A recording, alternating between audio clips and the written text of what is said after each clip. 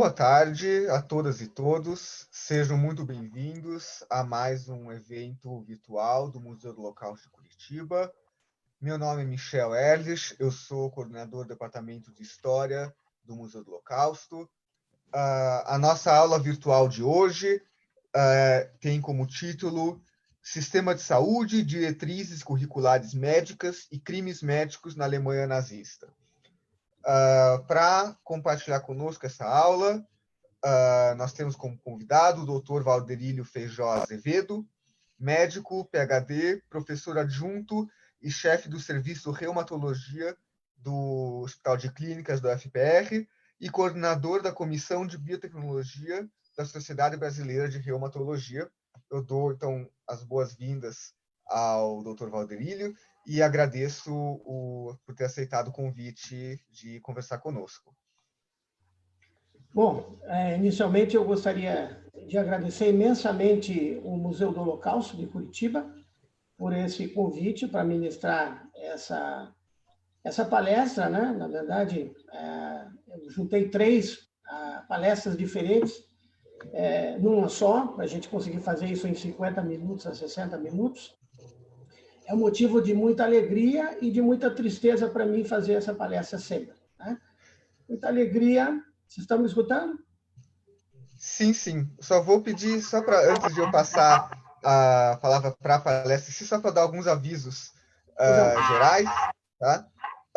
Eu peço para quem nos acompanha aqui pelo Zoom, após a fala do professor Valderílio, nós vamos abrir para perguntas, mas vocês já podem fazer as perguntas durante a palestra na aba Q&A, Questions and Answers, que tem aqui no Zoom. Eu peço que as perguntas sejam sempre direcionadas por lá e não pelo chat, tá? Quem nos acompanha pelo Facebook também pode fazer perguntas. A gente vai, na medida do possível, também ler as perguntas de lá, priorizando as do Zoom, mas quem nos acompanha pelo Facebook também é muito bem-vindo para fazer perguntas.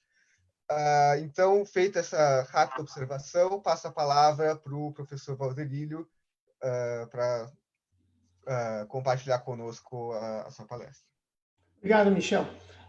Mais uma vez, então, inicialmente eu gostaria de agradecer ao Museu do Holocausto por esse convite, né? Dizer que é um motivo de alegria para mim e também, ao mesmo tempo, de tristeza de ter que trazer esse assunto à tona, mas é importante que a gente conheça a história, os detalhes, tudo isso que aconteceu na Alemanha sob domínio nazista, qual foi um período terrível da história, né? É possível que ocorra novamente em algum momento da história. Então, a gente tem que conhecer bem todas as nuances, todos os detalhes dessa história para que a gente não repita os mesmos erros, tá? A minha apresentação, eu quero dizer que eu não sou historiador, eu sou médico, sou reumatologista. Essa apresentação eu já faço há mais ou menos 2 décadas e meia. Já fiz isso em vários locais, não só aqui no Brasil. Conheci grandes pessoas, grandes amigos, né, interessados também pelo assunto. Não sou de ascendência, de origem judaica, meu nome é português e espanhol, talvez lá atrás em algum momento, mas a história é uma história muito humana e eu vou tentar trazer para vocês todas as condições históricas, sociais, econômicas e biológicas que levaram uma política de saúde muito específica relacionada à eugenia e que levou, em última análise, ao extermínio de milhões de pessoas, né? Pelo menos 6 milhões de judeus, mais ciganos, oponentes políticos, pessoas homossexuais e várias outras pessoas, digamos assim, marginalizadas da sociedade, na Alemanha e na sua política expansionista na Europa, em vários países europeus, especialmente ali na década de 30 e durante a Segunda Guerra Mundial. Eu vou compartilhar minha tela com vocês para que a gente possa iniciar a apresentação. Bom, deixa eu me colocar aqui.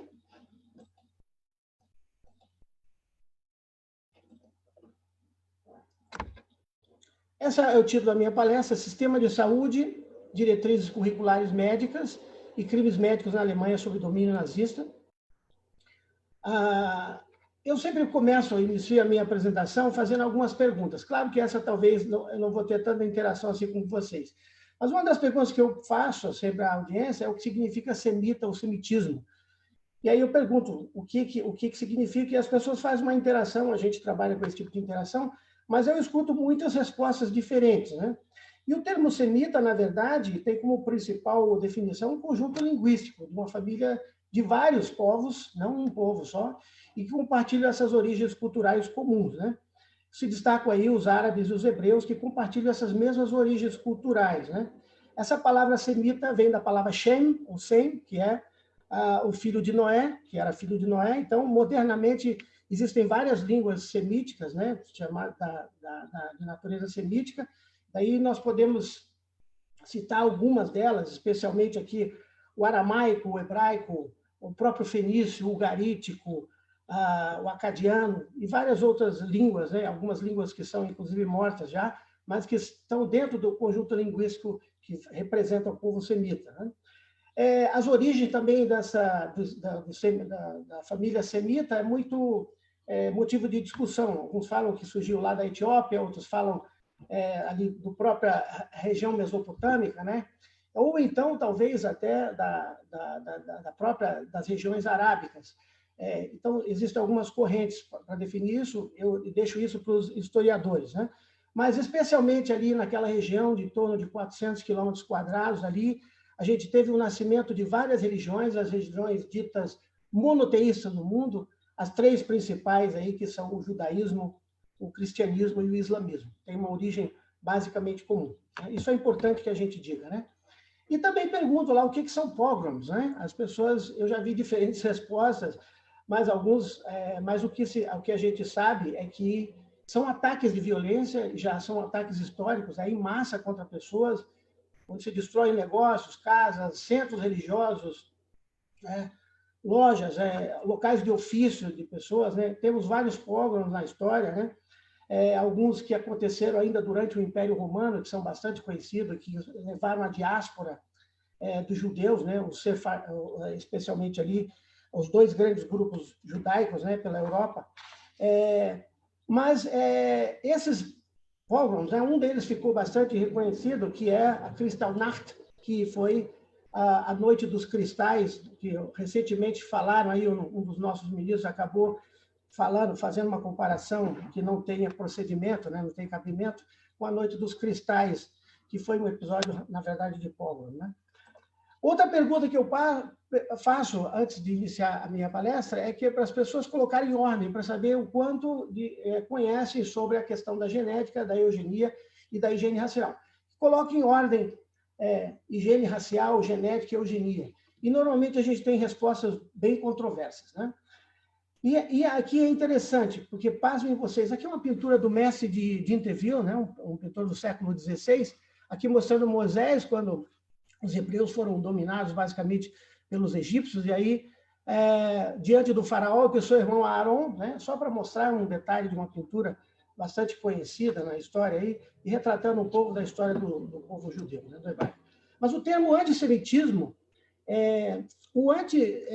existia um termo que era de ódio ao judeu. Sempre se imaginou que o judeu havia sacrificado Jesus Cristo, crucificado Jesus Cristo, foram perseguidos, muitos judeus foram perseguidos no início da era cristã, mas o termo antissemitismo não existia, né? Esse termo ele foi cunhado ainda no século XIX. Ele substituiu essa expressão chamada de ódio ao judeu, né? Esse termo foi cunhado em 1873, ainda na República de Weimar, pelo estudioso alemão chamado Wilhelm Marr. Wilhelm Marr ele escreveu um livro que se tornou famoso, chamado O Tratado contra os Judeus, a vitória do judaísmo sobre o germanismo. Então, o termo antissemitismo surgiu muito antes da gente conhecer a história da genética. A genética como nós entendemos hoje, tá? O termo eugenia veio um pouquinho depois. O termo eugenia foi descrito por um primo de Charles Darwin, que é Francis Galton. Francis Galton, esse inglês, ele desenvolveu esse termo em 1883. Significava, quer dizer, bem nascido, né? Seria um termo de ter alguém perfeito, de ter um bom nascimento e ter boas condições físicas e mentais, né? Ele desenvolveu toda uma teoria em relação à purificação genética da raça branca, não os considerava arianismo nessa época, simplesmente essa purificação se daria por eliminação de doentes fracos ou degenerados, que também não é uma coisa que inventou Francis Galton, já vinha na história há algum tempo, mas esse termo eugenia, ele que marcou, e foi o primeiro a utilizar esse termo. Em 1869, logo depois do Tratado de Charles Darwin, ele escreve, então, o termo hereditary genius, que é um termo que ficou consagrado, então, um livro que ficou consagrado nos primórdios da eugenia. E a genética surge um pouco depois. A genética, essa base quem deu foi o monge, foi Gregor Mendel, conhecido como o pai da genética, todo mundo estudou isso lá no seu ciclo secundário, de alguma forma, né? Esse termo foi empregado como genética só em 1905, já no século XX. Todos os termos que nós conhecemos, homozigoto, heterozigoto, alelomorfo, esses termos usados em medicina e na genética, foram criados, na verdade, por Gregor Mendel. William Bateson, que nós estamos vendo na foto aí, ele é também um dos pais da genética, né? Ele aplicou, então, os princípios de genética e fazendo paralelos com a grande publicação chamada Origem das Espécies, de Charles Darwin, né? Mas as origens da higiene racial são um pouco mais antigas do que isso que nós falamos aí. Vocês vejam que esses três termos, eugenia, antissemitismo e a genética, eles surgem muito próximos entre o final do século XIX e o século XX. Mas a questão da higiene racial, ela já vinha sendo discutida na humanidade bem antes, né? Alguns iluministas, né? John Locke, por exemplo, que é bastante conhecido, ele defendia, foi um mercador de escravos, né, na Inglaterra. Também vendeu e ganhou dinheiro fazendo esse tipo de atividade, isso está dentro da sua biografia. David Hume, por exemplo, comparava a inteligência dos negros à inteligência de papagaios, né? Então, os grandes iluministas também tinham ideias, digamos assim, relacionadas. A gente não pode analisar a história, claro, como a gente vive hoje, né? Nós temos que considerar aquela época e quais eram os princípios filosóficos e históricos que estavam nas bases do pensamento das pessoas. Jean-Jacques Rousseau, autor do Contrato Social, também defendia que as mulheres jamais deveriam chegar a algum posto dentro da sociedade porque elas tinham, digamos assim, um cérebro inferior, né? E não deveriam chegar a cargos políticos. Isso é francamente conhecido também. O Arthur Comte de Gobineau escreveu esse livro que nós estamos vendo aí, que é um ensaio sur l'inégalité des races humaines. Esse ensaio ele fala, inclusive, sobre diferenças entre os povos, os franceses do norte e os franceses do sul. Os franceses do norte teriam uma cabeça mais alongada, estariam atingindo mais posições de mandos relacionadas à monarquia, enquanto os franceses do sul seriam povos para serem dominados, subjugados, por algumas características físicas. Então, vejam que já também no início ali do século... No início do século XVIII e no século XIX, já existiam algumas teorias antes da origem das espécies que já vinham se propagando sobre diferenças sobre higiene racial, né? Mas, claro que o divisor de águas disso foi a origem das espécies, né? Quando foi lançado lá em meados, se eu não me engano, 1859, mas aí foi uma luva na mão das pessoas que tinham alguma... E aquilo foi utilizado para todas as correntes, na verdade, do pensamento. Quem queria justificar as suas teorias encontrava ali, na origem das espécies, né, alguma justificativa e tentava adaptar isso dentro do seu conjunto de conhecimentos, né? Mais tarde, Alfred Plotz e principalmente aqui Wilhelm Schallmayer, eles cunharam o termo higiene racial, Rassenhygiene. Esse termo foi cunhado em 1905, né? Claro que o livro foi escrito um pouquinho antes, que falando sobre a raça e a necessidade de não proteger pessoas mais fracas, isso também no final do século XIX, mas o termo Rassenhygiene foi cunhado em 1905. Bom, então, o nacionalsocialismo se apropria de muitos desses termos, a gente vai falar um pouquinho lá para frente, quando chegarmos na política de eutanásia. Mas se apropria desses termos e toda a sua política biológica, a biologia e a medicina, especialmente, representam, na verdade, um grande arcabouço, né, de justificativas dentro da política nazista, né? E, portanto, a classe médica foi bastante envolvida nessa questão, né? Em 1929, então, antes da ascensão de Hitler ao poder, se cria a Liga dos Médicos Nazistas, que é essa Nationalsozialistische Deutsche Ärztebund. Essa liga ela se propagou rapidamente. Vejam aí que em 1933 somente 6% dos médicos alemães se filiaram dentro do Partido Nacional Socialista, né? 6%, e quando Hitler ascendeu ao poder como chanceler, em 1933, logo no final do ano, 11 mil médicos tinham formalmente uma ficha partidária dentro do Nacional Socialismo.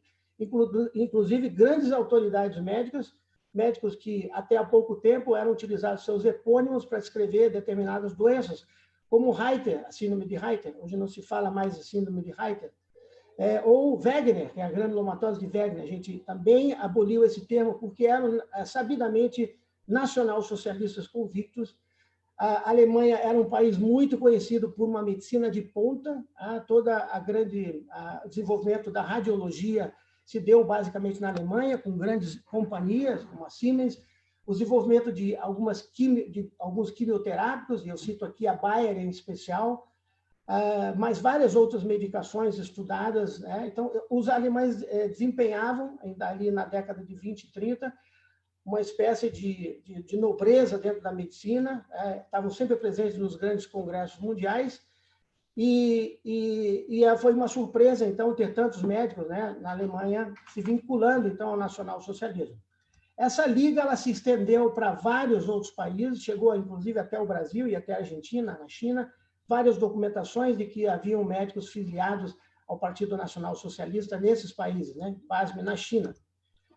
Em 1933, da Academia Médica, vou lembrar aqui, Ottmar von Verschuer. Ottmar von Verschuer foi um grande geneticista, inclusive foi o orientador de Joseph Mengele. Mengele trabalhou em Munique com Ottmar von Verschuer, mas também Wolfgang Abel e Hans Heiter. Hans Heiter, que é esse que eu descrevi lá da síndrome de Reiter, que foi um oficial prussiano que teve lá nos Balcãs durante a Primeira Guerra Mundial, e ele escreveu uma síndrome chamada óculo geniturinária. Ele atendeu um soldado que tinha uma lesão, uma conjuntivite, na verdade, e uma síndrome uretral, e ele inicialmente achou que aquilo fosse talvez até derivado do gonococo, da gonorreia, que já se conhecia, mas ele publicou isso em 1916, ao mesmo tempo em que alguns autores publicaram a mesma síndrome em 4 casos de franceses, no front também francês, durante a Primeira Guerra Mundial. E na França, essa síndrome é conhecida como Fissinger-Leroy, e não a síndrome de Reiter. Né? Aqui nós estamos vendo a foto de Ottmar von Verschuer, e aqui a foto de Hans Heiter, tá? Que até bem pouco tempo era motivo de grande admiração na minha especialidade, na reumatologia.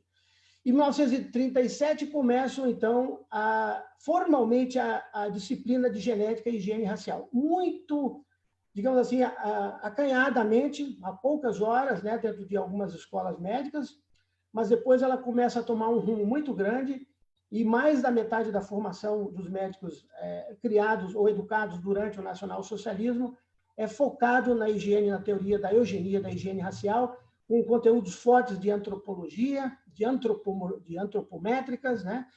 E que aquilo superava, inclusive, em número, várias outras disciplinas que eram sabidamente muito fortes dentro da formação dos médicos alemães.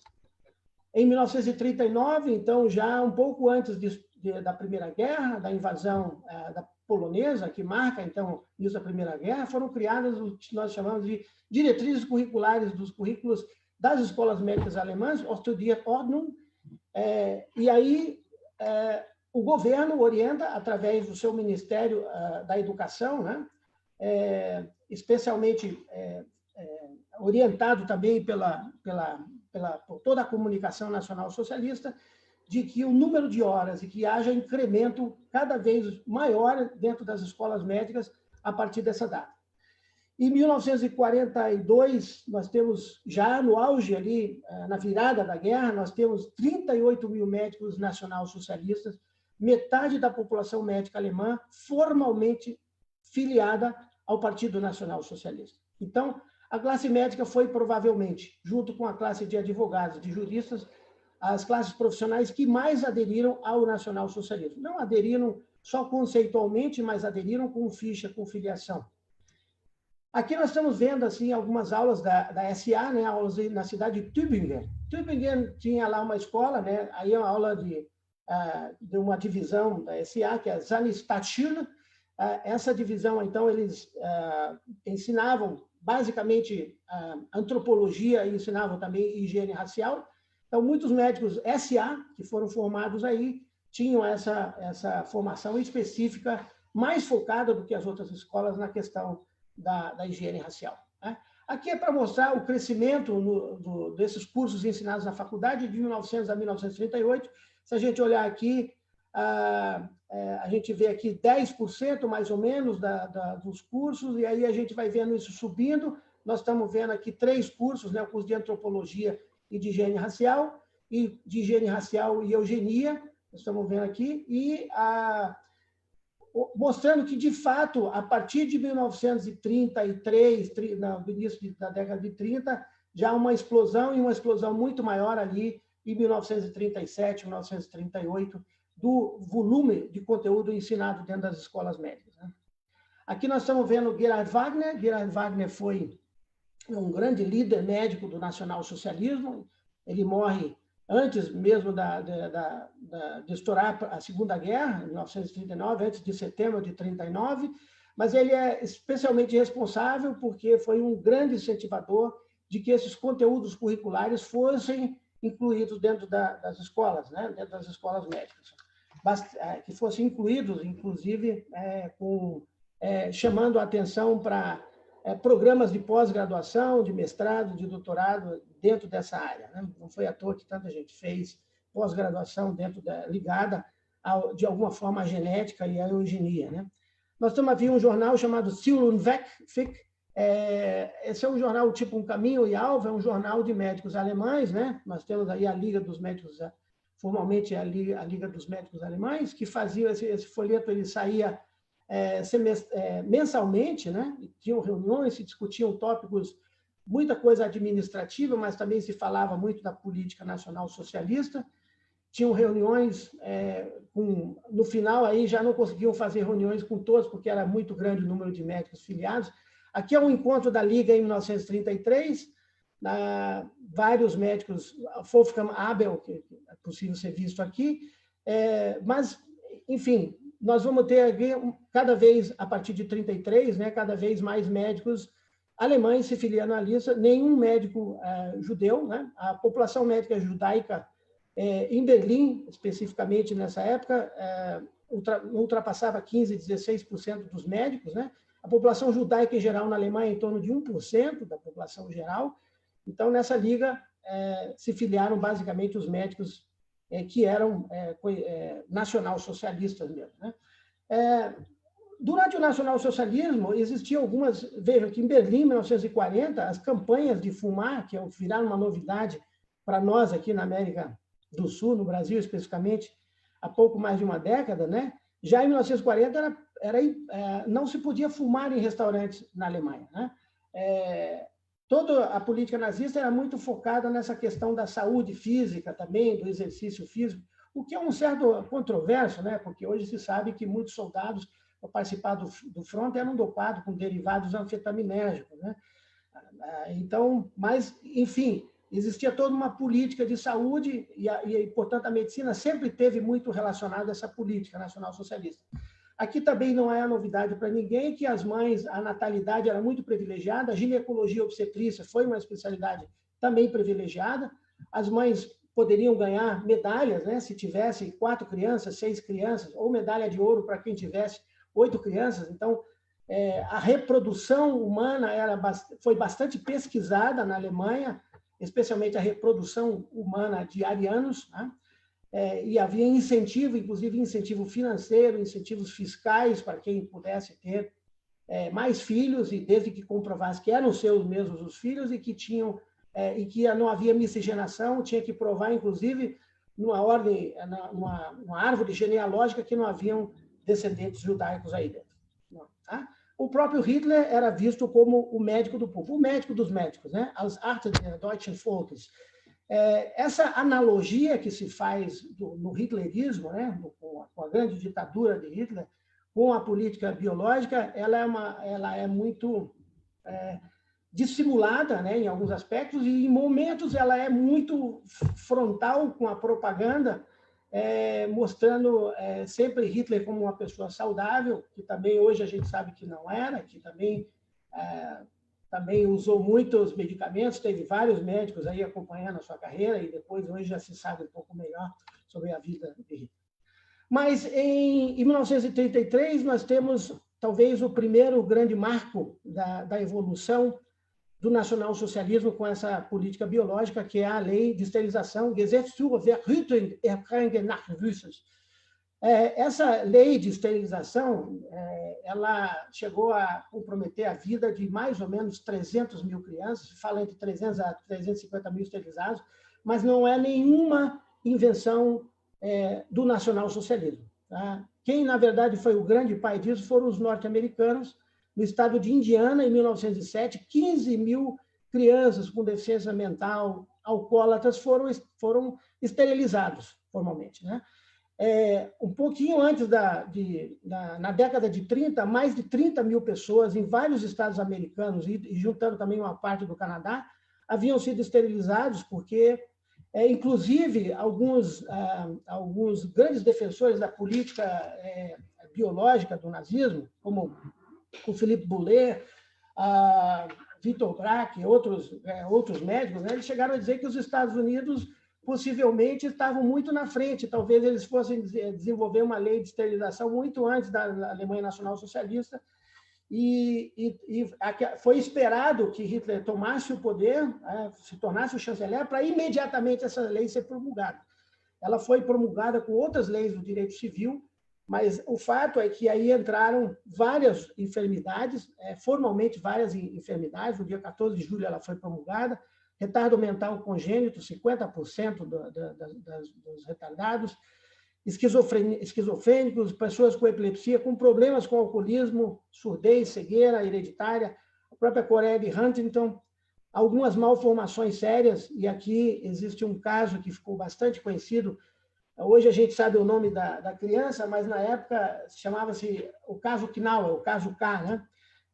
Depois um pesquisador alemão chamado Ulf Schmidt, em 2007, agora ele escreveu um livro para falar que essa criança tinha nome, essa criança chamava-se Gerhard Keshmer. Na verdade, os pais escreveram para Hitler uma carta, né? Na verdade, ali dentro da província onde ela vivia, ela faltava um braço, uma perna, uma criança surda e muda, e era cega. Tá? E os pais, com comiseração dessa criança, escreveram uma carta para Hitler pedindo que essa criança fosse sacrificada. Eram nacionalsocialistas, os pais.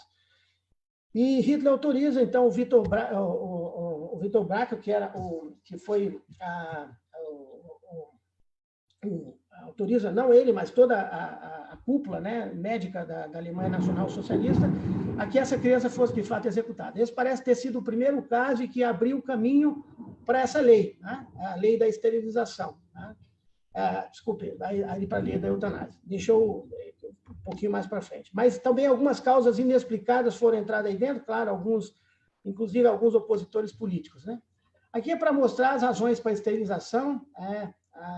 Nós temos aqui 60, aqui Ottmar von Verscher falando em torno de 30% de doentes mentais, né? A esquizofrenia em torno de 34%, alcoolismo severo 6,8%, a grande maioria aqui, então, pacientes com esquizofrenia, epilepsia e debilidades mentais, né, que foram sacrificados. Né?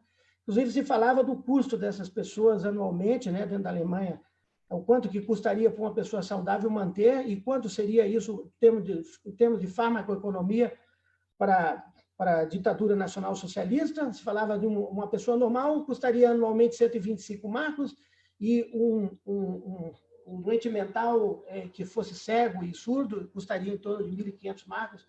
Então, nós teríamos aí um custo basicamente 10 a 12 vezes maior de uma criança durante toda a sua vida. Né? Então, haviam estudos dentro dessa categoria. Aí é só para mostrar alguma coisa da propaganda nazista, né?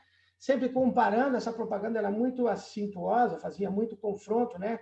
Especialmente com jovens, adolescentes que entravam no exército, que tinham características antropomórficas arianas, né? Então, tinha uma altura correta de queixo, uma distribuição facial dos olhos, a cor do cabelo, a cor da pele, etc., com crianças com doença mental, pessoas adultas que estavam em hospícios, etc. Então, se fazia sempre o confronto dessas imagens na Alemanha.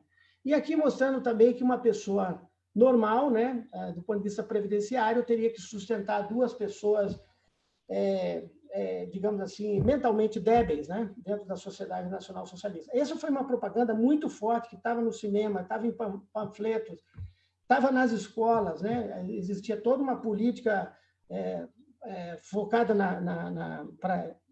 para as organizações educacionais, né? O próprio Goebbels pediu que essas organizações elas deviam seguir toda a forma eugênica de pensar, né? Então, isso foi uma lavagem que foi feita basicamente cerebral durante o nacionalsocialismo, sempre focando nessa questão da pureza da raça e da saúde, etc. Aqui está Gerhard Wagner com Hitler, né, um dos encontros antes dele falecer, mostrando que havia muitos encontros, e Gerhard Wagner tinha basicamente uma ascensão muito próxima a Hitler, né? Hitler, você sabe que ele não eram todos que tinham acesso a ele, então a cúpula nazista e essa cúpula médica tinha bastante acesso, e ali vai culminar em outros programas que a gente vai ver adiante, né? Esse é o programa, e aí me desculpe, porque eu falei do caso Knauer, na verdade eu devia falar do caso Knauer aqui, né? Dessa criança que hoje a gente sabe que tem nome, porque esses pais pediram para que essa criança fosse sacrificada para Hitler, né, em 1939, pouco antes da guerra, e essa foi formalmente, do ponto de vista oficial, a primeira criança que foi sacrificada, porque era cega, surda e não tinha um braço e uma perna, né? E aquilo abriu um precedente por toda uma política. Não existia uma lei, não foi promulgado como uma lei, isso estava nas entrelinhas, mas tinham esses médicos autorização de exterminar doentes mentais e inválidos que estivessem institucionalizados, e mesmo aqueles que estavam em casa, que eram chamados, então, para que fossem para alguma dessas instituições, para que fossem assassinados. Tá? Eram cartas, as famílias recebiam cartas dizendo que essa criança ia ser avaliada. Primeiro porque todo mundo foi mapeado na Alemanha Nacional Socialista, né? Cada um, os judeus foram perseguidos, havia um mapeamento de saúde dessas comunidades, se identificavam quantos filhos eram normais, quantos eram doentes, e aqueles que estavam todos identificados eram chamados para algum grau de avaliação física. Na verdade, eles iam para grandes centros, eram casas como assim, a sua criança vai ser avaliada e mais tarde essas crianças seriam mortas, né? E a gente vai mostrar quais são os modelos que vão levar, em última análise, aos campos de extermínio. Esses centros de eutanásia eram vários, aqui eu estou citando alguns: Brandenburg, perto de Berlim, né, do Rio Havel, Grafenegg, que era no sudoeste da Alemanha, em Bernburg, na Saxônia, Sonnenstein, também na Saxônia, e Hadamar, em Hartheim. O Hartheim era próximo de Linz, onde nasceu, a cidade onde nasceu Hitler, né, perto do Danúbio lá. E gravem bem o centro de Hadamar aí. Aqui a gente está vendo o castelo de Hartheim, né? Aqui nós estamos vendo um ônibus, né? Basicamente é um ônibus. Algumas dessas crianças foram mortas por monóxido de carbono durante a avaliação. O gás, o escapamento era feito para dentro do carro, né? Mas essa tipo de medida ela foi abolida com o tempo, porque tinha cheiro e os cadáveres também cheiravam muito. Aquilo era complicado, né? Do ponto de vista. Mas aqui é um livro, né, de crianças, né, mapeadas, o que cada uma tinha, a sua idade.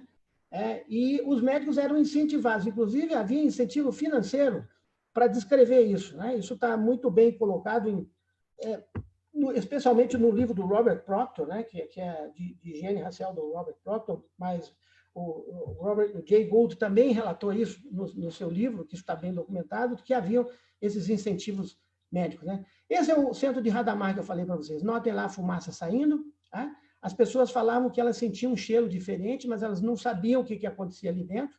Na verdade, era um antigo, esse centro aí, quando chegaram ali nas 10 mil crianças assassinadas aí dentro, que foram mortas, as 10 mil, houve uma comemoração.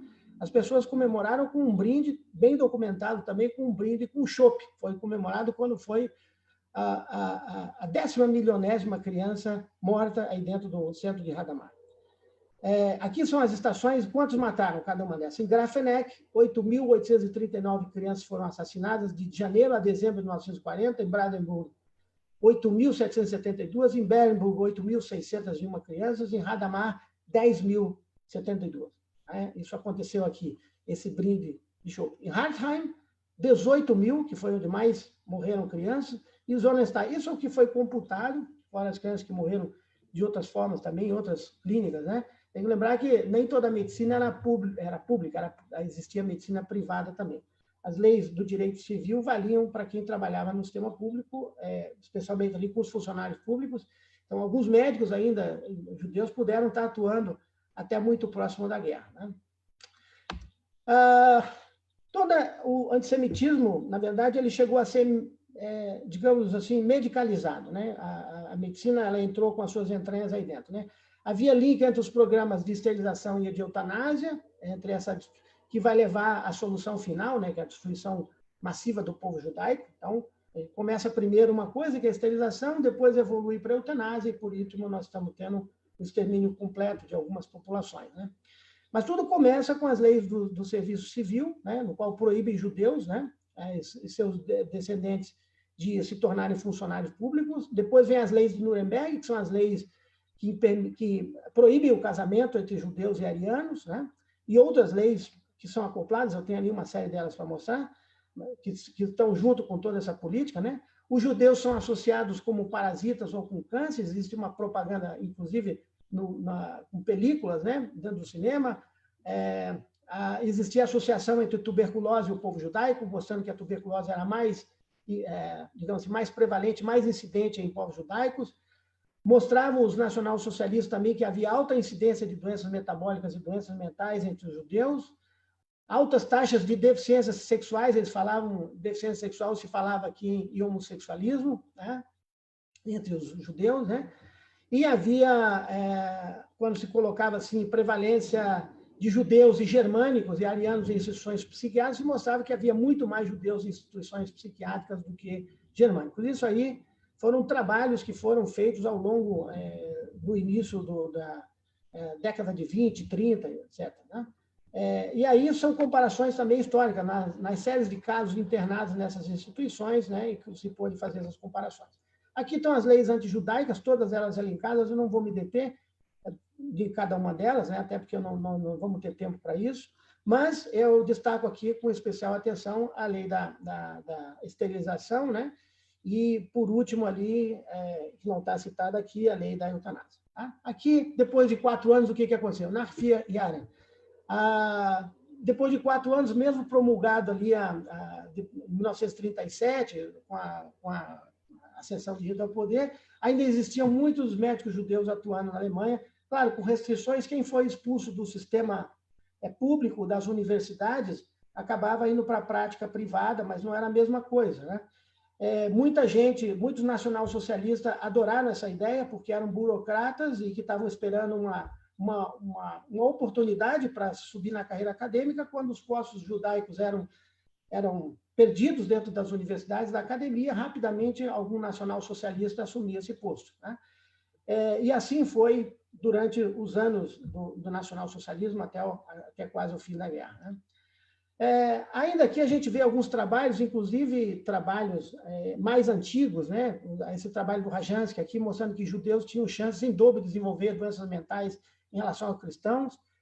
Esse Alexander Pilks mostrando psicoses e insanidades mais comuns no povo judeu. Silvani, no Jüdisches Volksblatt, que era um jornal basicamente judaico, veja, um jornal judaico, publicando um trabalho onde se mostrava alta incidência de desordens do sistema nervoso central, de cálculo biliar, de miopia, de glaucoma, de vários tipos de reumatismo, diabetes e tuberculose, mais incidentes e prevalentes nos povos judaicos, né? Mas os dois mais, digamos assim, mais ignômios desses trabalhos são de Stamler e Bienek, porque eles fizeram estudos em guetos, em 1940, em Varsóvia, guetos poloneses, judaicos, né?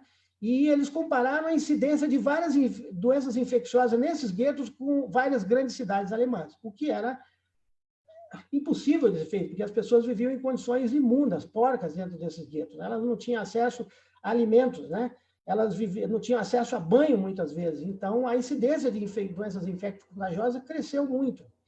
E eles fizeram esse estudo, e pasmem vocês, esse estudo foi publicado. Ele foi publicado em 1940 num grande jornal ariano. Aliás, na Alemanha existiam mais de 200 jornais, eu esqueci de comentar isso, né? Esses jornais médicos eram jornais tidos na Europa como jornais assim altamente confiáveis, científicos, né?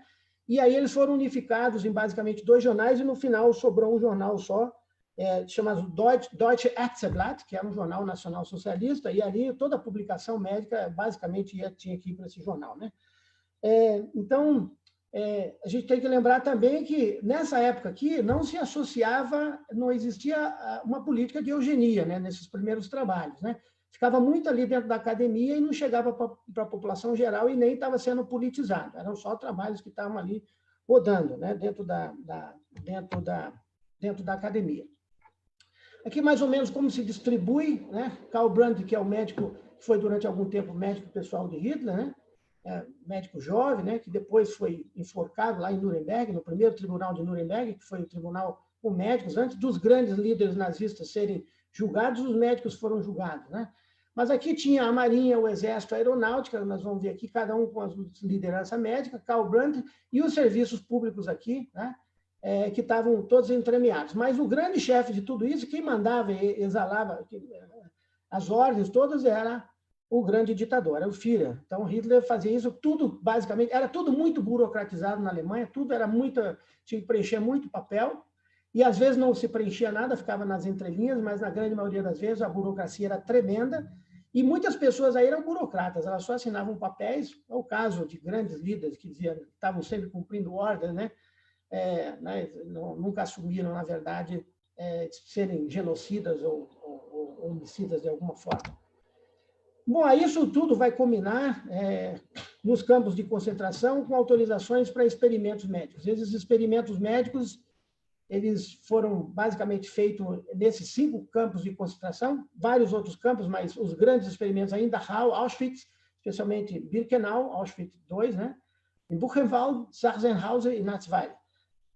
Esses campos, isso aí era tudo feito para ganhar algum conhecimento, os experimentos médicos, especialmente assim, um soldado está no fronte, recebeu um tiro, quanto tempo ele pode ficar sem tratamento, sem infectar aquela ferida, o que nós devemos fazer para tratar essa ferida precocemente, que forma devemos amputar esse membro, em que altura, se um piloto cair nas águas geladas do norte, será que essa roupa é suficiente para ele ficar até ser resgatado 12, 24 horas?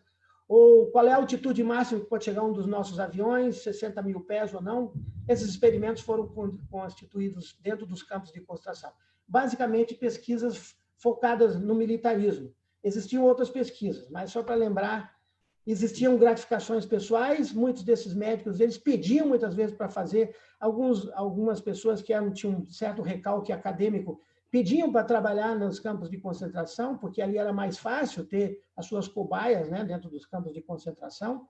Pedidos formais, inclusive, o próprio Mengele saiu da sua cidade, saiu de Munique para ir trabalhar lá em Auschwitz, né? Existia também uma política assim, o que deve fazer quando a gente ocupar o resto da Europa e talvez a União Soviética, né, a Rússia, né, a antiga Rússia, né? Como fazer, que tipo de plano fazer, como lidar com as doenças nessas regiões. Então, por exemplo, experimentos com malária, que não tinha nada a ver, não havia malária na Alemanha, né? Foram feitos em campos de concentração, as pessoas foram infectadas, né? Uma doença basicamente tropical. Tá?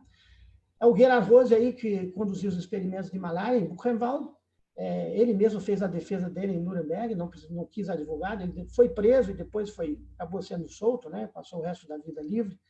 Mas em Dachau nós temos 2 ignômios aqui que fizeram pesquisas, especialmente aqui com pesquisas com congelamento, com resfriamento de pessoas e também com altas altitudes. Ernest Gravitz e Zygmunt Rascher. Rascher, inclusive, tem uma história muito interessante de Zygmunt Rascher, porque ele era militar, médico militar, e ele a mulher não podia ter filhos, e ele acabou adotando crianças arianas de uma outra família. Depois ele foi preso lá para frente como um traidor, porque não se podia adotar essas crianças. A esposa tinha que ter filhos, na verdade ela tinha sido condecorada pelos filhos, descobriu que os filhos não eram dele, né? Não se sabe o que aconteceu, ele sumiu. Provavelmente deve ter sido morto ainda antes do final da guerra. Mas aí temos experimentos com sulfonamidas, as sulfas, né? Muitos desses experimentos. Creio que a indústria farmacêutica participou desses experimentos, tinha interesse em testar alguns medicamentos. As sulfas são uma classe de medicamentos, são os primeiros quimioterápicos ali, e que funcionaram porque tinham uma propriedade bactericida, né?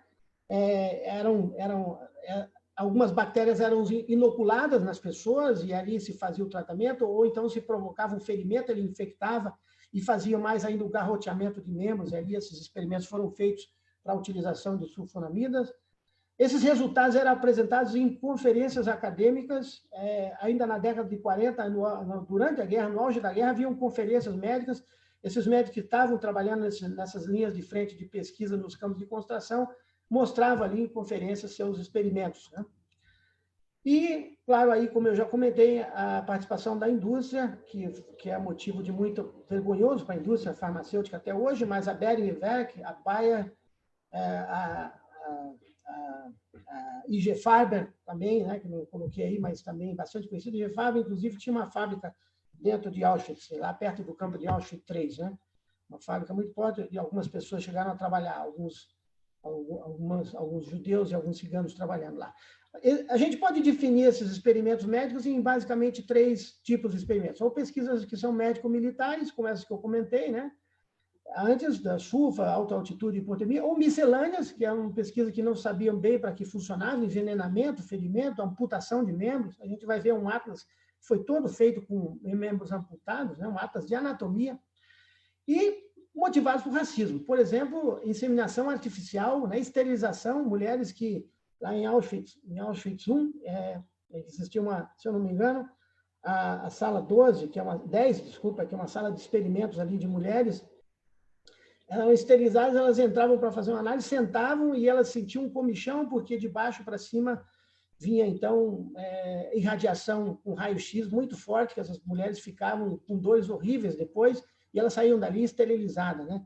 Os experimentos com gêmeos, que não se sabe muito bem, é uma miscelânea, uma loucura esses experimentos, porque não tinha, assim, na verdade, era um lunático, né, Mengele, com alguns dos seus experimentos, né? Experimentos que se faziam para ter coleções de esqueletos, simplesmente matar para ter o osso do fêmur ou algumas coleções para irem para as escolas médicas, né, dentro da Alemanha. Isso é muito forte, né? A gente está falando isso, mas isso ocorreu de fato. Isso tem registro de tudo isso que eu estou colocando aqui para vocês, né? Nos experimentos médicos, nós temos russos, judeus, ciganos, poloneses que entraram nesses experimentos. Temos que comentar que a maioria desses médicos eram realmente médicos treinados, que vinham da academia. Bom, Mengele tinha um doutorado em genética, né?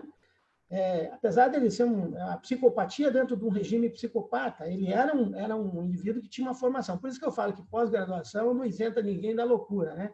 A gente tem muito pós-graduado aí que, aliás, tem muita tese de pós-graduação, na minha opinião, desculpa o comentário, que não serve absolutamente para nada, não acrescenta em nada para a ciência, né? Mas o que a gente vê são as relações de atrocidade de relação médico-paciente, né?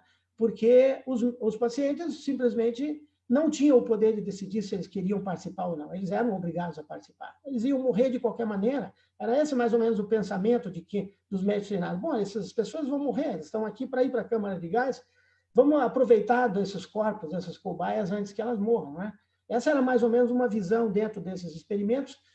Em Buchenwald, houve a morte de 8.000 soldados soviéticos. Eles eram chamados, quando foram capturados ali, chamados para fazer uma avaliação radiológica, e, na verdade, quando eles sentavam na cadeira, levavam um tiro na nuca. Não se via quem estava atrás, num outro segmento, né, num outro compartimento, que através de um buraquinho botava ali. Ele sentava e levava um tiro e saía pelo lado. Quem estava na fila não via o que estava acontecendo lá dentro. 8.000 soldados foram assim, ou foram mortos por fenol, por gasolina, injeção de gasolina, e aí isso começou a criar uma revolta, porque esses corpos fediam demais.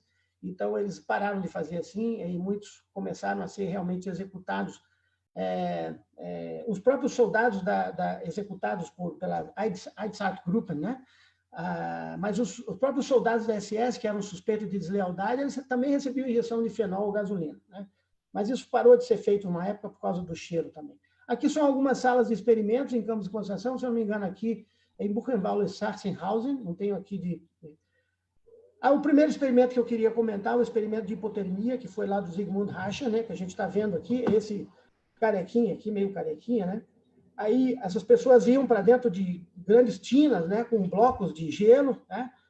Às vezes elas estavam nuas ou às vezes estavam vestidas com a roupa de piloto e ali elas ficavam até desfalecerem. Muitas vezes morriam ali mesmo.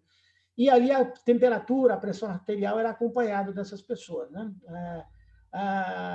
E tem vários relatos. Recentemente se quis reavivar os dados dessas pesquisas, porque elas foram documentadas. Nem todos os livros de dados dessas pesquisas foram perdidos.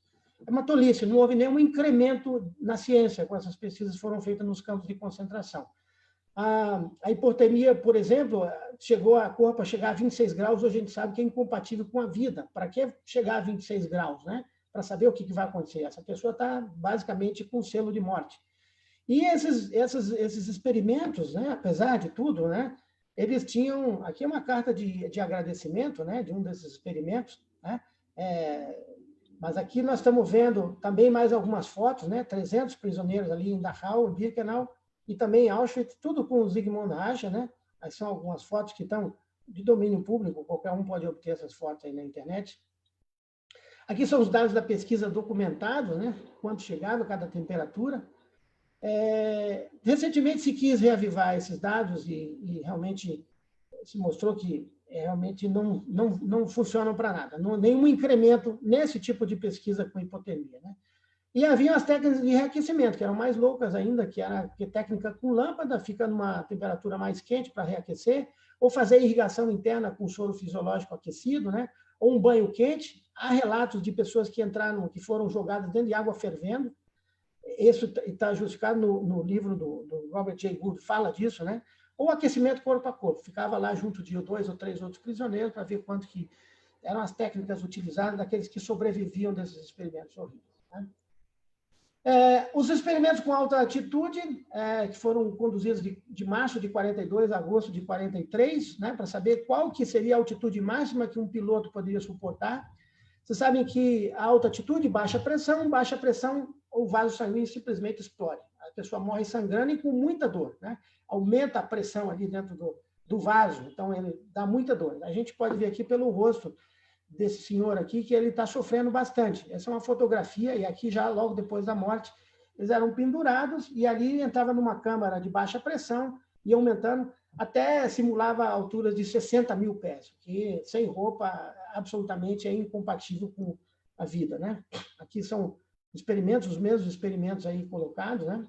Também a mesma coisa, para saber que altura, né? Um caça ou uma aeronave podia, porque isso fazia um sentido para a medicina militar, que era ter aviões sobrevoando cada vez mais alto e com dificuldade de localização pelo inimigo, né? Aqui também mais um relato de que era um cigano, esse jovem, né? Os experimentos de alta altitude, eles teve 200 prisioneiros testados, né? Talvez um pouco mais do que isso, é o que tem de documentação. 80 morreram, o restante que não morreu no experimento foi executado, tá? As câmaras de baixa pressão chegaram a 68 mil pés, a gente está vendo aqui vários deles, né?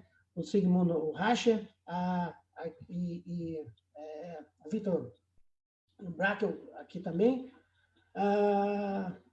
Alguns outros eu não consigo identificar agora. Mas existiam também os experimentos com sulfanilamidas, né? Foram de julho de 42 a setembro de 43, foram principalmente em Ravensbrück. Eram injetados, então, estreptococos, ou se provocava gangrena gasosa, então, fazendo a compressão do membro depois do ferimento, ou se injetava ali o bacilo tetânico, né? E a circulação do membro era invariavelmente comprometida. Aqui está uma foto aí de uma dos experimentos, né? Essas peças iam para um grande instituto que foi apropriado, que é o Instituto Robert Koch, né? Eles faziam algumas análises dessas peças. Esse instituto, outrora, era um instituto fundado nada mais pelo pai da tuberculose, né? Aqui é uma foto clássica que a gente consegue ter aqui já do julgamento de Nuremberg, né? Aqui a gente vê uma judia, se eu não me engano, eslava, chamava-se Jadwiga Dzido, não sei se pronuncia exatamente assim, mas ela está aqui com um médico americano, que é o Dr. Leo Alexander, que era um psiquiatra. Ele foi um dos algozes, né, médicos, dos médicos julgados aí em Nuremberg em 46, e ele está mostrando o ferimento provocado na perna dessa menina. Isso aqui, a data desse experimento é em 22 de dezembro de 46, né, a data dessa foto. Uma foto, inclusive, que você pode comprar, né, na internet, né, por algumas acho que o museu em Washington vende essa foto aí também, só mostrando lá, e ela foi testemunha viva e conseguiu identificar as pessoas que faziam, que conduziam os experimentos, né?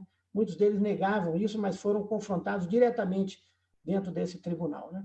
Os experimentos com malária foram de fevereiro de 42, eu acho que eu estou quase no meu final aqui, estou chegando ali, fevereiro de 42 a abril de 45, em Dachau, 1.000 não voluntários, quem conduzia a experiência são o Klaus Schilling, aí são curvas de temperatura, então essas pessoas eram infectadas e ali ficava-se vendo quanto tempo elas levavam para morrer. A história natural da malária era basicamente já, de certa forma, conhecida, né? E ali se testaram alguns medicamentos. Hoje ninguém sabe também quais todos os medicamentos que foram testados em campos de concentração. Até há bem pouco tempo, tinha pessoas que queriam saber o que tinha sido injetado nelas, né? A gente viu aí no caso dos gêmeos, né? Que tiveram certamente lesões renais graves que levaram lá para frente, né? Esse atlas que eu queria chamar a atenção de vocês é o chamado Atlas de Pernikoff. Pernikoff, que nós estamos vendo ali à nossa esquerda, foi professor titular de anatomia da Universidade de Viena. E esse atlas ele foi feito totalmente com peças anatômicas vindo de campos de concentração.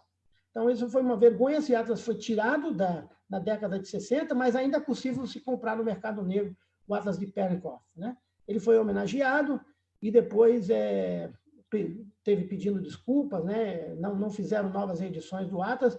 É engraçado que, se vocês olharem aqui na assinatura, esse aqui é do Napier, tem uma suástica aqui, ó, nesse finalzinho, não sei se vocês conseguem ver. Os autores, que eram grandes ilustradores, eram os caras que desenhavam maravilhosamente bem, assim como o Netter, né? O Frank Netter, nos Estados Unidos, e esse é considerado um Atlas brilhante do ponto de vista de ilustração, mas a origem do Atlas é terrível, né? Aqui são algumas peças de amputação que vieram de campos aí para análise, né? Os experimentos com água salina, numa época que já se sabia como fazer, existia o método de Berka, por exemplo, em Schaffer, já se conhecia, o que é tornar água salina potável, né? 90 ciganos participavam com os experimentos. Hans Eppinger, que foi o médico-chefe desses experimentos, né? A morte se dava por uma completa depressão extracelular, que a gente fala, essas pessoas morriam com sede, desnutridas e também com depressão do espaço extracelular, né?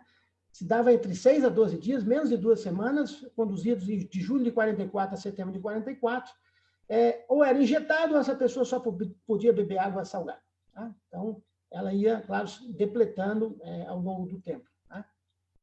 Existiam outros experimentos de esterilização, que foram em Auschwitz, como eu comentei, né? Os experimentos com tifo, tá? Que foram em Buchenwald e Narzweiler, 90% das pessoas morreram. Existia um experimento com gás mostarda, que também foram feitos em Narzweiler, mas também em Sachsenhausen, e experimentos com veneno, basicamente, em Buchenwald. São vários experimentos. Aqui uma amiga de São Paulo, a Cláudia Scheinberg, que me cedeu aqui, ela foi nessa Marcha da Paz aí que se faz todos os anos lá em Auschwitz, né? Faz de Auschwitz 1 para 2. Ela está aqui no bloco 10, onde faziam experimentos aqui de mulheres nesse campo, né? Lá ali do lado desse bloco era um bloco de execução, entre o bloco 10 e o 11 era uma área de execução de pessoas. Era tudo muito programado. O campo de concentração na área médica era uma verdadeira fábrica de experimentos, né? Então, como existiam lá a fábrica de assassinato com as câmaras de gás, tá? Aí o Mengele, que nós temos uma ligação, porque ele veio para o Brasil, uma ligação que eu falo, porque na história dele tem uma história que parte da história brasileira, se provou que ele morreu afogado ali em Budas, no interior de São Paulo, né? Na década de 70. Mengele era doutor em genética, né? Basicamente tinha um interesse muito grande por gêmeos, né? Chamava de as minhas criancinhas, né? Tem histórias anedóticas dele, gente que lembra até hoje alguns gêmeos, né? Que estavam vivos até recentemente, lembravam do sorriso que ele tinha estampado no rosto, esses dentinhos separados, que foram, inclusive, uma das formas de identificar a arcada dele, né? Pela sua arcada dentária, que adorava Wagner, né? Que era um antissemita também, o compositor Wagner, que fala, e que recebia as pessoas nos trens e fazia a seleção, então, dos gêmeos. Quando vinha um casal de gêmeos, se gritava gêmeos, então eles já iam separados ali, porque sabiam que iam para experimentos, né? E assim foram centenas de crianças gêmeas, né? Nesses experimentos. Aqui uma foto terrível de várias dessas crianças fotografadas ali em 44, né? Essa foto é de 44. E, por fim, isso tudo vai desembocar no Tribunal de Nuremberg, Esses médicos são julgados, alguns, a grande maioria aqui, executados, né? Gerard Rose, que está aqui, fez a sua própria defesa, como a gente está vendo aqui no tribunal. Ele era uma pessoa, era um bioquímico, um médico que estava mais ligado a isso e que era uma pessoa muito respeitada na época, dizia que não sabia desses experimentos, né? Não participava diretamente desse experimento, não sabia que essas pessoas vinham de campos de concentração, etc. E tem várias histórias no meio, né? Mas o fato é que ele foi preso, não foi morto, foi preso e depois ele foi solto depois da guerra. Temos vários médicos, né, que foram executados, tá?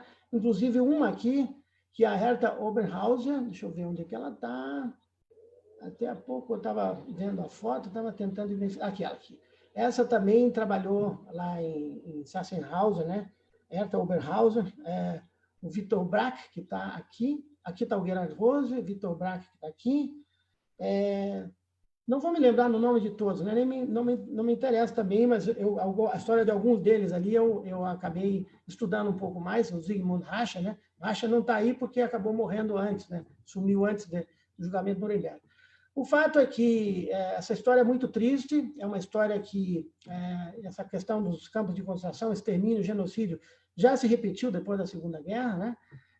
Houveram campos de concentração e de pesquisas clínicas também no Japão, a gente sabe disso, né? Não é uma novidade também, porque os próprios alemães, já no início do século XX, né, quando dominava ainda a Namíbia, por exemplo, lá na África, eles exterminaram populações de namíbios, né, e criaram campos de concentração nessa época, isso antes do nacionalsocialismo, então já havia um precedente também com essa questão, né, E aí surge o Código de Nuremberg, que vai dar origem ao novo Código de Ética. O Código de Nuremberg não foi o primeiro código. Já existia um código no leste da Europa para conduta, boas práticas na conduta de pesquisa, né? Mas aí, claro, com o Código de Nuremberg se finaliza, então, essa questão de que o consentimento para participar é absolutamente essencial. Os resultados têm que ser bons para a sociedade, o que, na verdade, a gente vê que muita pesquisa, além de não ter tido uma base muito sólida, não teve nenhum incremento na ciência, né? Tem que fazer, por exemplo, drogas, você tem que experimentar no animal, tem fases, ensaios pré-clínicos, ensaios físico-químicos pré-clínicos para chegar no ensaio clínico, basicamente, e tem todo um programa de desenvolvimento clínico das drogas, com vários tipos de estudos, mesmo em seres humanos, né? Farmacodinâmica, farmacocinética. A condução deve evitar sofrimento físico, se a morte ou incapacidade pode ocorrer, então esse experimento tem que ser evitado. Muitos experimentos hoje são parados exatamente por causa disso, porque se abrem os dados e mostram que essa doença, essa droga, esse medicamento ou essa intervenção pode ser fatal. E durante o curso do experimento, o sujeito tem que ter liberdade de sair ou de decretar o fim. Tá? Aqui Edmund Burke, que foi um filósofo irlandês, na verdade, aí do século XVIII, ele fala que um povo que não conhece a sua história está fadado a repeti-la. Essa palestra, essas 3 palestras que eu resumi numa só, eu fui muito curtinho, fui rápido, né? Eu vou continuar fazendo isso, acho que isso é importante, especialmente para as novas gerações, para que essa história nunca mais se repita na humanidade. Muito obrigado pela participação de vocês. Eu vou finalizar a minha apresentação e vou parar de compartilhar para que a gente possa, então, discutir, se for o caso. Muito obrigado, professor Valderílio. Já lembro a todos que nos assistem que podem fazer as perguntas. Quem está aqui no Zoom com a gente na aba Questions and Answers, já recebemos algumas, inclusive. E para quem está conosco no Facebook, também são muito bem-vindos a fazer as perguntas lá que a gente vai ler e discutir. Agradeço muito a sua fala, professor. Vários aspectos muito interessantes. Algumas questões assim, me tocam particularmente, ainda mais nós no museu estamos sempre pensando em termos de educação sobre o Holocausto e o quanto que, infelizmente, o nazismo não foi o único caso disso, o quanto que a instrução formal não necessariamente acompanha uma visão mais democrática, pluralista da sociedade, como você bem colocou, não só dos médicos, mas também se falou rapidamente dos advogados, né, duas profissões com alto nível de instrução formal, e que isso não impediu, não necessariamente a instrução formal foi de alguma maneira um antídoto contra esse tipo de coisa, né?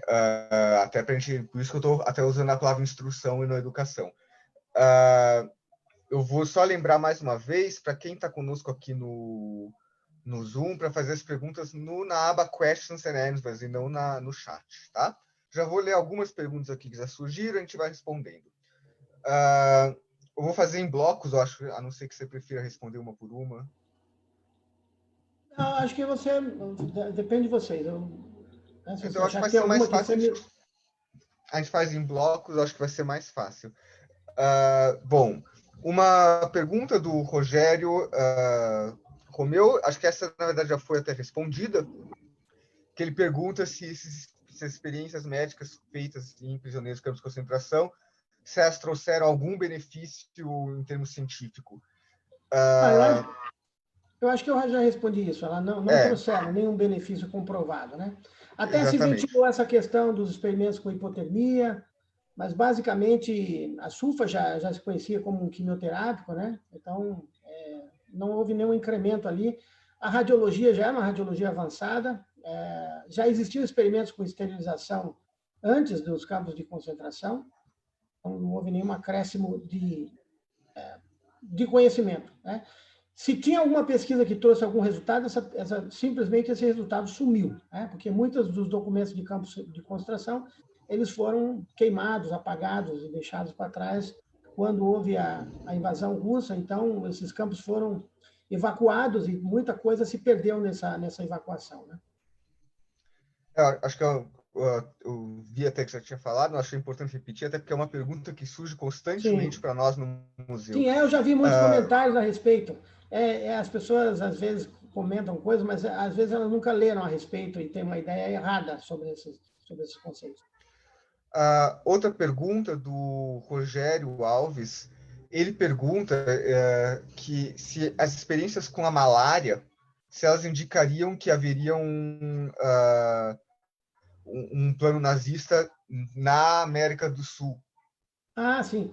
Não só na América do Sul, mas na África também, né? Vocês têm que ver que a Alemanha chegou a ter colônias na África, final do século XIX, início do século XX. Essas colônias, depois da Primeira Guerra lá, com a assinatura do Tratado de Versalhes, ali depois teve que entregar essas colônias, né? Teve que abdicar dessas colônias de várias outras áreas, né? Da Renânia, etc.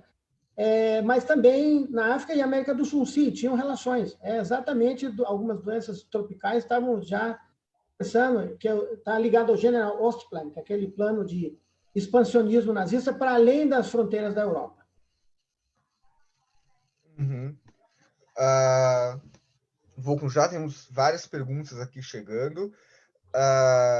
Outra pergunta mais específica, se o senhor saberia dizer se o Mengele, o Dr. Mengele, se ele tinha alguma ligação com um médico pessoal do Hitler, Theodor Morell. Não. Bom, eu li uma biografia do Mengele, uma única biografia, tem várias biografias, interessante, eu estou para adquirir outra, mas nesse tempo de pandemia os livros demoram a chegar, mas não há relato que ele tenha tido contato direto nem com o Führer, nem com o médico, né? Se você tem algum relato, eu realmente desconheço. Mengele, na verdade, é um pouco obscuro o que ele fez depois do doutorado e até chegar em Auschwitz, né? Existem alguns documentos que mostram que talvez ele tenha trabalhado nesse meio período, mas ele não era uma pessoa de grande expressão nazista, né? Não era nenhum líder. Para ter acesso a essas pessoas lá em cima, você precisava ter alguma expressão, né? Não era qualquer um que podia chegar nesse ciclo íntimo de grandes nazistas. O Theodor Morell chegava porque era o médico de Hitler, depois que o Gerhard Wagner morreu, ele se tornou um médico pessoal, que inclusive o médico que receitava, que dopava Hitler, né? Ele desenvolveu uma síndrome parkinsoniana. Se vocês verem as últimas imagens de Hitler, ele treme a mão esquerda, está tremendo quando ele vai fazer aquela visita ali, lá perto do bunker onde ele ficou, nas crianças, né? Que são os últimos redutos de resistência nazista à entrada dos soviéticos ali. ele treme bastante, e isso provavelmente é um síndrome parkinsoniano. Ele envelhece muito nos últimos 3 a 4 anos da vida dele, e era dopado o dia inteiro, e quem fazia a prescrição disso, sabidamente, era Teodoro Moral, dessas medicações. Mais uma pergunta ainda na verdade, um complemento, uma pergunta anterior, do Rogério. Ele pergunta também se esses médicos nazistas, se eles eram todos da SS. Não, nem todos eram da SS, alguns não tinham ligação com a SS nem com a SA. Muitos desses médicos, eles tinham não estavam ligados à academia também, eles tinham uma formação acadêmica, alguns eram militares mesmo, sem ligação com a SS ou com a SA, estavam seguindo uma carreira médico-militar, né? Outros eram civis, que estavam dentro da universidade, que eram chamados para participar de pesquisa. Como você vê o caso do Gerhard Rose ali, que não tinha filiação. O Gerhard Rose era um dos que não tinha filiação ao Partido Nacional Socialista. Não se encontrou filiação dele ao Partido Nacional Socialista. A outra pergunta da Josefa, ela parabeniza a palestra e tal, e ela coloca: médicos estiveram ligados a essas atrocidades, homens e mulheres ligados à medicina, só enfermeiras, ou talvez o papel do profissionais de enfermagem, ela está se perguntando. E ela também pergunta do papel dos advogados, sendo pela justiça, como é que não interferiram? Na verdade, vou começar de trás para frente. A justiça toda era nacional-socialista, né? Os grandes tribunais eram nacional-socialistas. Quando vocês cabem vários julgamentos ali que foram feitos exclusivamente porque eram pessoas que eram contra o regime nazista, né, que tentavam, inclusive, tentativas de assassinato de Hitler. Todas as pessoas foram julgadas e condenadas à morte. Então, é como assim, se eu tenho toda a justiça do meu lado, o que importa, né? Que justiça é essa que está sempre do lado nacional-socialista? Então, alguns desses casos eram abafados, essa coisa acontecia lá. Algumas dessas pesquisas eram conduzidas em segredo. E, claro, não estamos falando só de médico, então, com certeza, eu queria... Como é o nome da pessoa que perguntou? Desculpa. Josefa. Sim, Josefa. Assim, com certeza, tinham outros profissionais, enfermeiros, era a classe que ajudava. Várias enfermeiras, inclusive, foram julgadas, né? Também... Então, assim, claro que para você conduzir um experimento desse, você precisa de uma equipe médica. E dentro da equipe médica você tem enfermeiros e, às vezes, outras pessoas de área administrativa ou assessores dentro dessa pesquisa que estão participando de um projeto. Não só os médicos. Em relação aos advogados, acho que os juristas, a gente precisa ter em mente que, evidentemente, a justiça não é neutra, a justiça não é natural, né? A justiça é feita por aquelas pessoas, e se as pessoas que fizeram as leis e que julgam as leis estão ligadas ao regime nazista, é evidente que essa justiça também vai ser a favor do nazismo. Outra pergunta que surge, um segundinho que tem várias perguntas aqui, tá? Eu corro o risco de estar tirando as de ordem, mas vamos lá. A Débora pede para você falar um pouco mais sobre os experimentos com tuberculose. Olha, os experimentos com tuberculose foram vários, né? Eles estão dentro daqueles experimentos com provocação de ferimentos, eles são um conjunto de experimentos, mas a tuberculose, por acaso, ela já é estudada na Alemanha. Quem descobriu o Mycobacterium tuberculose foi um alemão, que é o Robert Koch, né? E que deu o nome, que é o bacilo de Koch, que é o bacilo da tuberculose. Então, já sabia muito sobre a tuberculose. Não era um grande foco estudar a tuberculose nos campos de concentração. A malária, sim, era um grande foco por causa dessa questão do expansionismo, né? Mas se estudou, tiveram alguns poucos experimentos que estão pouco documentados ali dentro. Outra pergunta é sobre se havia a pergunta da Jennifer, se nesses experimentos eram feitos também experimentos com mulheres grávidas. Sim, tem alguns relatos, inclusive as mulheres, elas ocultavam que estavam grávidas, né? Muitas vezes, né? Mas não existe um conjunto formal de experimentos em mulheres grávidas, tá? Existe um conjunto formal de experimentos em mulheres. Mas muitas grávidas participaram de estudos, que estavam sabidamente grávidas, que tiveram que abortar. Há casos de cirurgias que foram feitas, né? de mulheres grávidas lá no pavilhão de Auschwitz, sem anestesia, que essa criança foi retirada sem anestesia do abdômen, né? Existem alguns documentários aí que vocês podem ter acesso a eles, né? Mas não existe um experimento formal, assim, experimento de grávida, como a gente teve, experimento de baixa pressão, experimento com ferimento e amputação, com ferimento e contenção de isquemia de membro, ou experimentos com hipotermia, etc., ou com malária, ou com envenenamento, etc.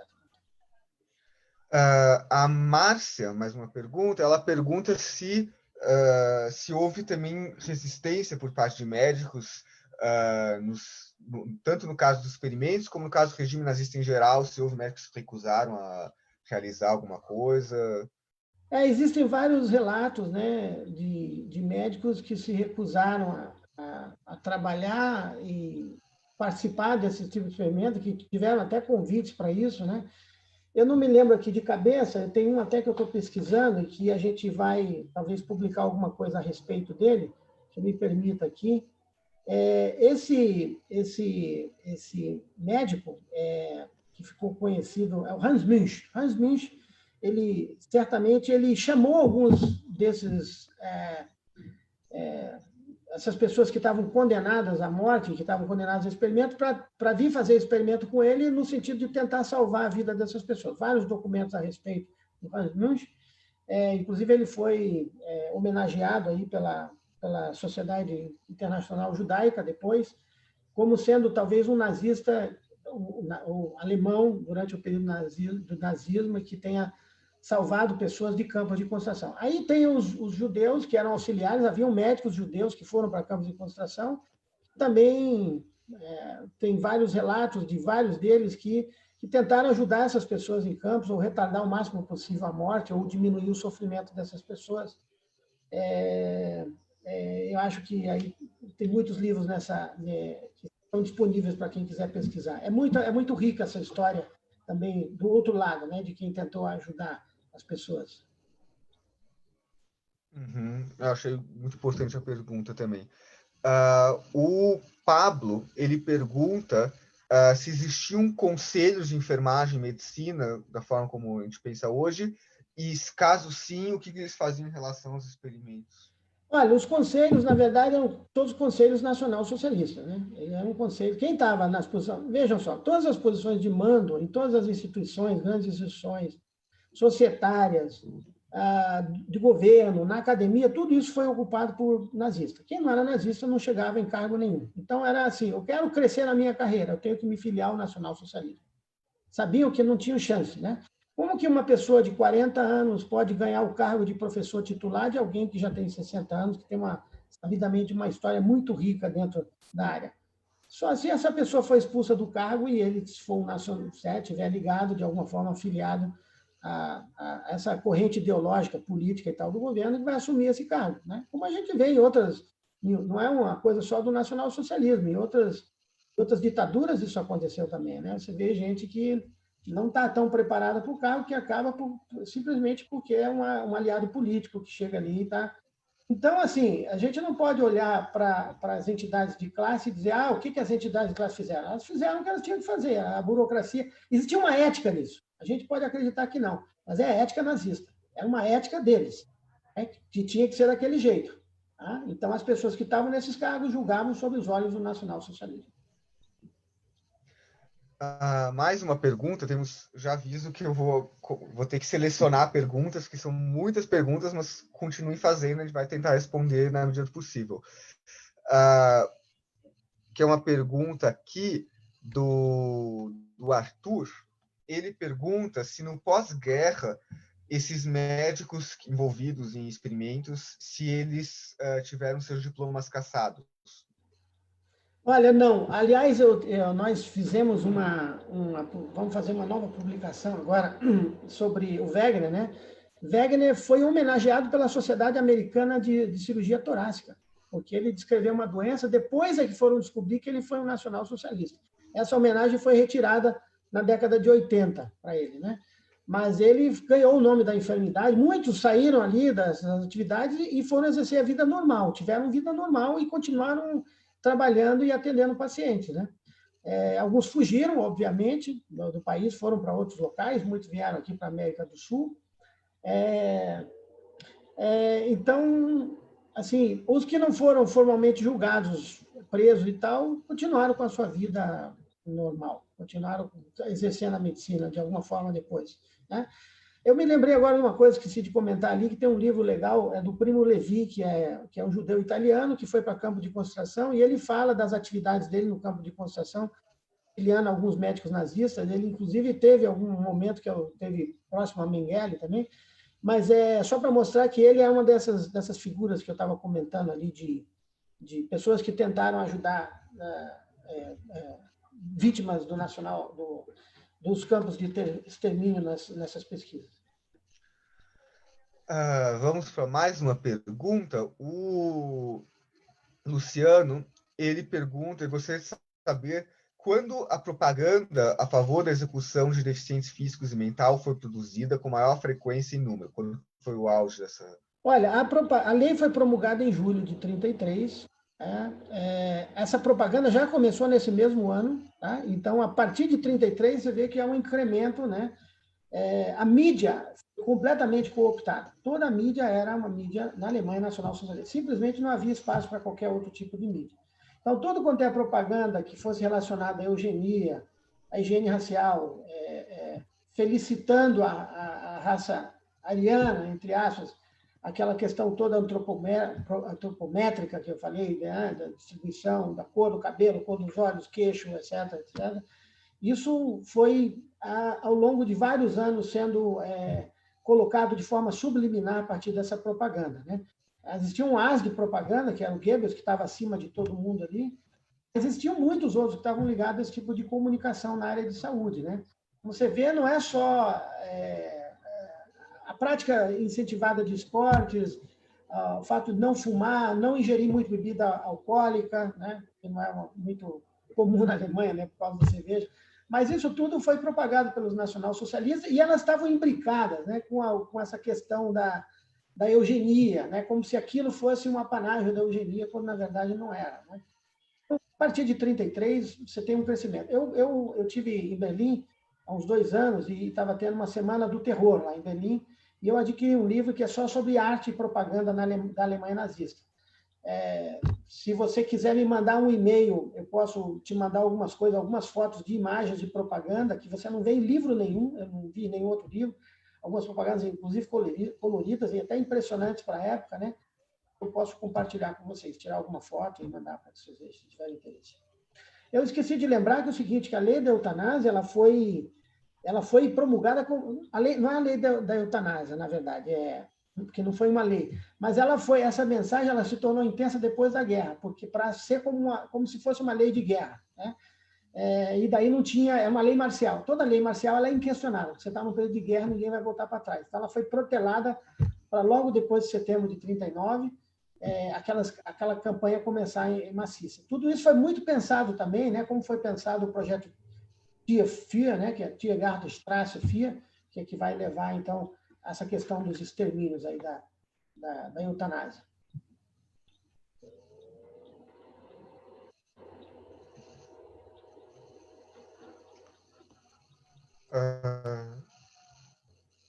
Tá. Desculpa, só estou lendo as perguntas. Só para complementar uma coisa sobre o TFIA, o programa T4, né?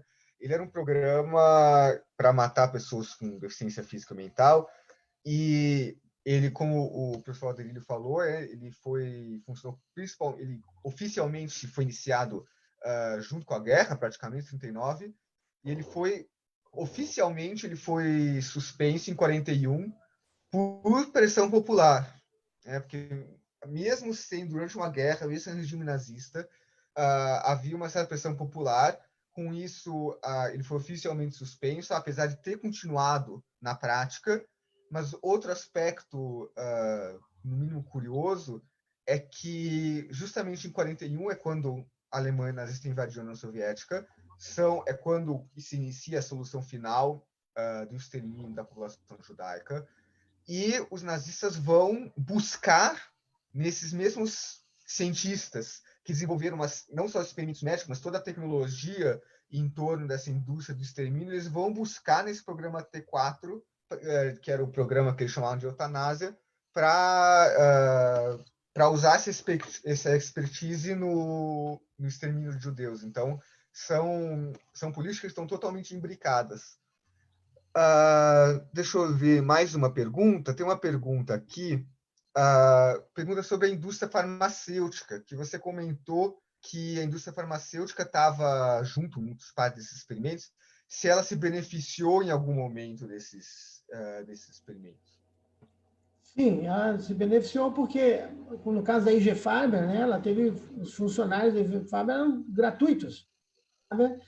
Ela tinha uma fábrica que foi lançada lá perto de Auschwitz III e ali trabalhavam várias pessoas que foram enviadas para o campo de concentração, para Auschwitz, né? E ali uma parte dos que eram os mais saudáveis iam trabalhar. Então, ela se beneficiou com os funcionários, se beneficiou também com os testes, né? Que uma vez que eles pagavam também um pouco por isso, né? Para ter esses testes feitos dentro desses campos de concentração. Aí as sulfas são um exemplo disso aí, né? Algumas dessas sulfas são um exemplo. Então, houve benefícios. A indústria, oficialmente, não se redimiu algumas vezes, mas ela não assume tudo que foi feito lá dentro, né? Porque isso é uma mancha que ninguém quer lembrar dentro dessa história, né? Mas é preciso sempre ter a revisão histórica. É importante a revisão histórica em todos os aspectos para que a gente não possa esquecer. E há detalhes no meio desse meandro de ligações que, às vezes, a gente não sabe como é que aconteceram. E só o revisionismo histórico é que pode chegar a isso, né? Para impedir que isso se repita de novo. Uma outra pergunta do Diego, eu vou ler. Ele fala que ele pergunta sobre se houve uma debandada de muitos cientistas nazistas após a guerra que obtiveram cidadania americana com a Operação Paperclip. Um exemplo teria sido Werner von Braun, que selecionou vários engenheiros para pesquisar mísseis V2, mísseis nucleares, etc.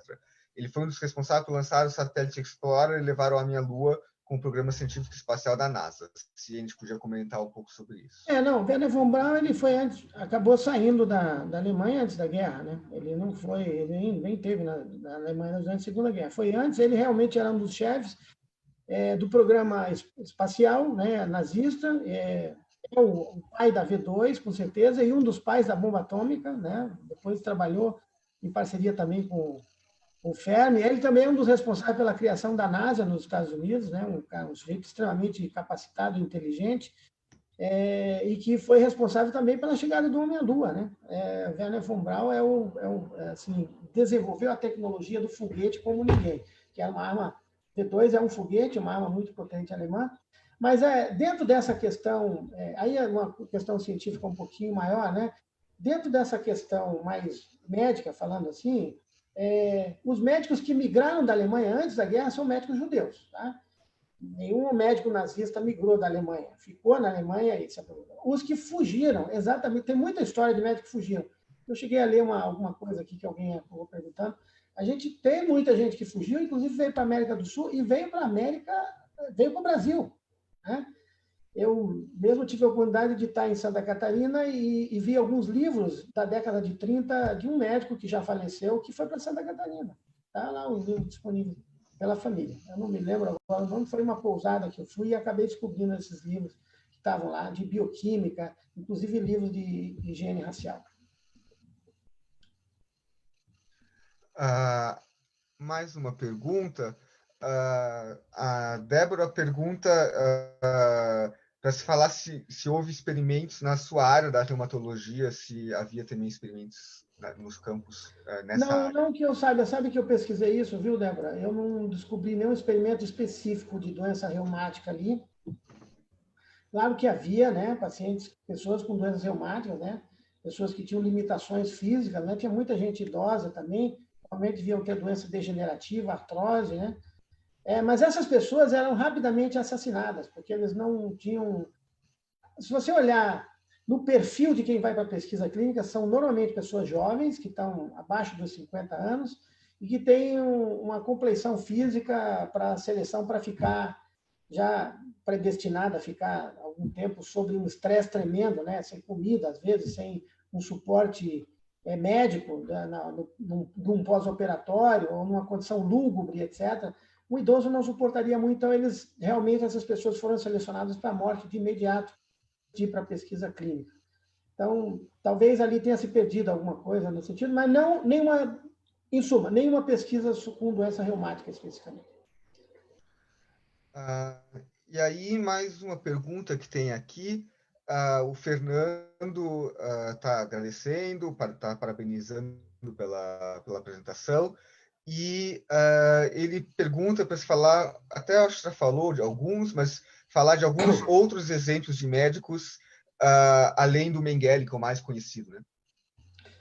Olha, que fugiram e que foram buscar, Eu, foram eu acho curados. que ele está se referindo a médicos que realizaram experimentos Não, nos os campos de grandes concentração. nomes dos experimentos foram julgados. Foram julgados. Né? Os que não foram julgados provavelmente foram dados como mortos. A gente não.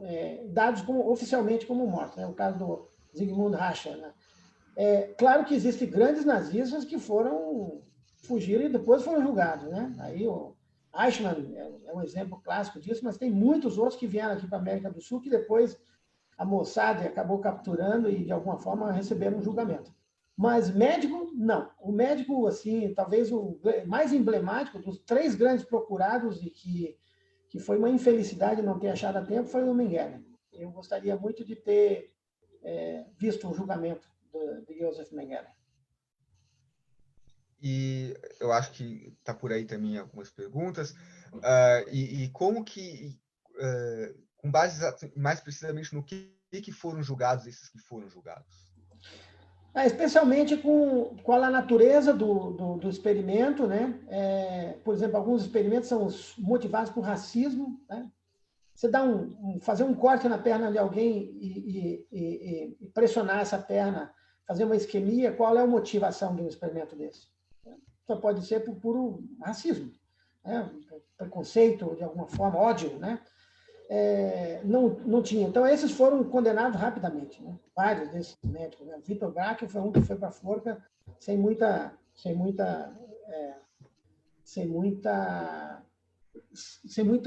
discussão, realmente, porque ali ficou muito bem documentado. Né? Mas, assim, a natureza do evento, se era compatível, por que as pessoas... Porque sabendo que a pessoa estava morrendo, por que ela não foi tirada dali, não foi feito um atendimento de alguma outra forma, não se deu a condição clínica para elas serem atendidas? Por que a pesquisa continuou já sabendo que não tinha um resultado positivo? Eles foram julgados dentro desse aspecto, né?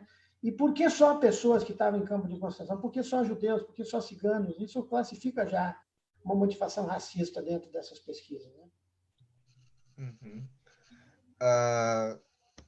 Bom,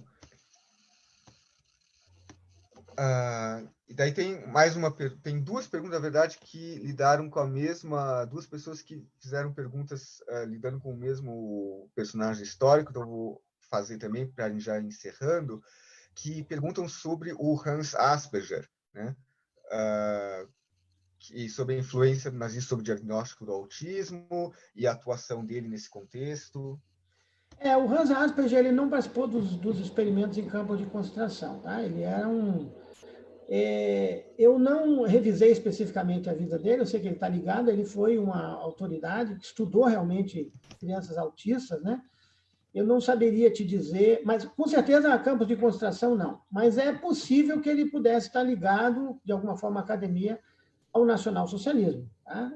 Porque, como vocês viram lá, mais da metade dos médicos formalmente acabou se filiando. Mas eu vou pesquisar isso um pouquinho melhor. Ele não é objeto da minha palestra, mas me interessou também saber se ele realmente esteve ligado ao nacionalsocialismo. De antemão, eu digo, com pesquisa clínica dentro de campo de extermínio, não esteve. O pouco que eu sei também é que aparentemente se descobriu mais recentemente que ele, atuando como médico na época, ele enviou, parece que 1 ou 2 crianças que eram pacientes dele para essas clínicas onde ele sabia, os médicos em geral sabiam que iam ser mortas. Então, não foi uma atuação direta, mas de certa forma, uma colaboração. Então, até porque, por causa do horário, professor Valderílio, agradeço muito a sua participação. Agradeço a todos que nos assistiram, a todos que fizeram as perguntas. Eu peço desculpas de alguma pergunta que não tenha sido respondida. Tiveram muitas perguntas mesmo. Agradeço muitíssimo a participação. E fica aberto o convite para que acompanhe o trabalho do museu nas redes sociais. Está sempre divulgando. Toda semana tem novos eventos, aulas, debates. E não só os eventos, mas também nas redes sociais a gente está sempre divulgando o conteúdo. Então, ficam todos que nos acompanham aqui, eu convido para acompanharem a gente. Para quem quiser indicar essa aula para outras pessoas, quiser reassistir, essa aula fica disponível no Facebook, então é possível assistir ela de novo ou passar para alguém. E ao professor Vadrilho, agradeço mais uma vez a participação. Tá? Eu que agradeço, peço desculpa por ter sido tão resumida a aula, mas também por causa do tempo.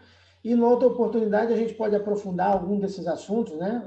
Talvez muito essa questão mais da ideologia, da biologia do nazismo, ou a mesma questão dos experimentos médicos, né? Talvez perder um pouco mais de tempo ali discutindo alguns desses experimentos. Muito obrigado. Eu que agradeço. Né? Então, a gente vai encerrar aqui.